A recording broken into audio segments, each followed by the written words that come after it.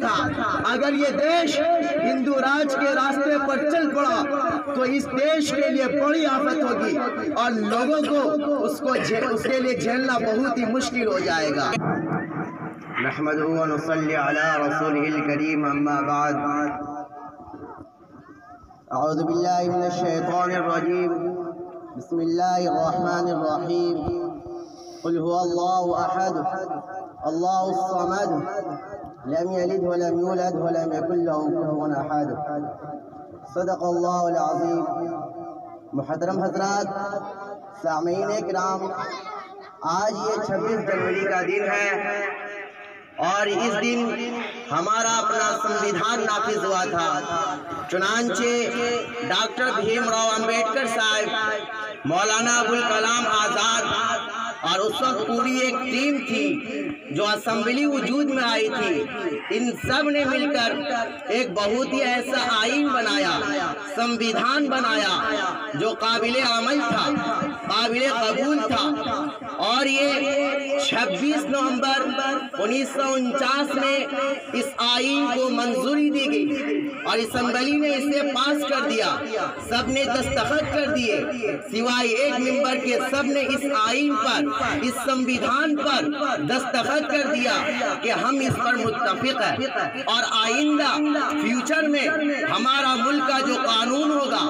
اور یہاں کی جو ویوستھا ہوگی وہ اسی کے مطابق چلے گی۔ اور یہ 26 نومبر 1950 میں پہلی مرتبہ بھارت کا یہ آئین نافذ کیا گیا۔ 1950 میں 26 جنوری کو جو قانون نافذ ہوا تھا، ظاہر ہے کہ اس دن ہم صحیح معنوں میں آزاد ہوئے کہ اب ہم برطانیہ کے قانونی غلام بھی نہیں رہے، کہ اب ہمارے پاس اپنے آرٹیکلز ہے، ہماری اپنی دفعات ہے، ہمیں اپنی عدالتوں میں اپنے قانون کے مطابق انصاف ملے گا۔ اس لیے 1950 میں جو قانون نافذ ہوا تھا، اس لیے 1950 میں جس دن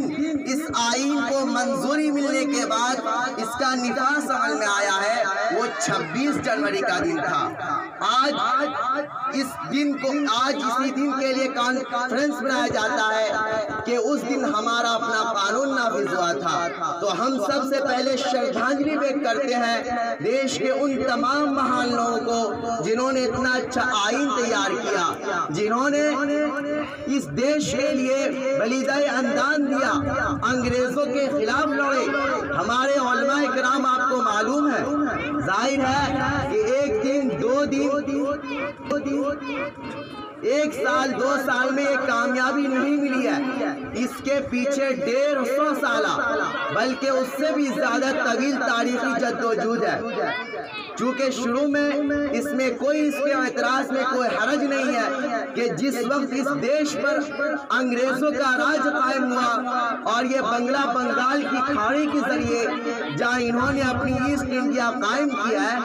ظاہر ہے کہ اس وقت اس دیش پر مسلمانوں کا راج تھا اور جو اس دیش کے سرخ و سفید کے مالک تھے، جہاں ان کی بادشاہت تھی، ان سے یہ ملک چھینا گیا۔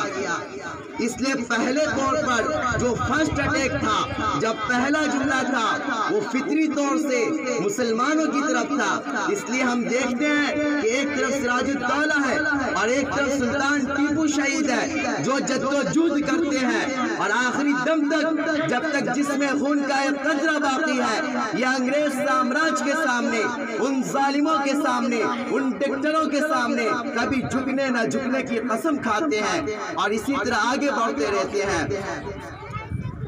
اسی طرح آگے بڑھتے رہتے ہیں۔ چنانچہ حضرت مولانا محمود الحسن دیوبندی رحمۃ اللہ علیہ ایک منظم تحریک چلاتے ہیں، وہ اس دیش میں انقلاب لانے کے لیے، اپنا آئین نافذ کرنے کے لیے، یہاں کے لوگوں کو صحیح معنوں میں آزادی دلانے کے لیے وہ عہد و بند کے صعوبتیں برداشت کرتے ہیں۔ وہ پڑوس کے ملکوں میں جا کر اپنی آزاد حکومت قائم کرتے ہیں، جس کا وزیر اعظم ایک ہندو بنتا ہے، اس کا ایک صدر مسلمان بنتا ہے۔ اس لیے کہ ہمارے اکابر اور بزرگان دین یہ سمجھتے تھے شروع سے ہی کہ ملک سب کا ہے، ہندوؤں کا ہے، سکھوں کا ہے، سماج کے ہر گبتے کا ہے۔ اس لیے اگر ہمیں हमें इस देश की आज़ादी के लिए लड़ाई लड़नी है तो हमें तन्हा लड़ने की जरूरत नहीं है, हमें सबके सहयोग से अपने देश को आज़ाद करना है। और अल्हम्दुलिल्लाह उनका ये ख्वाब पूरा हुआ और हमारा ये आइन बन गया। लेकिन जाहिर है कि जैसे हमारे बुजुर्गों ने, देश के उन महान लोगों ने ये आइन बनाया था कि इस आइन के मुताबिक ही, इस संविधान के मुताबिक ही हर फर्द के लोगों को इंसाफ मिलेगा। चुनांचे डॉक्टर भीमराव अंबेडकर साहब ने अपनी किताब the partition of India Pakistan में लिखा था अगर ये देश हिंदू राज के रास्ते पर चल पड़ा तो इस देश के लिए बड़ी आफत होगी और लोगों को उसके लिए झेलना बहुत ही मुश्किल हो जाएगा। आज बदकिस्मती की बात यह है कि आज हम बड़े गर्व से मुल्क की 7 दिहाइयां गुजारने के बाद मुल्क की कुर्बानी देने वाले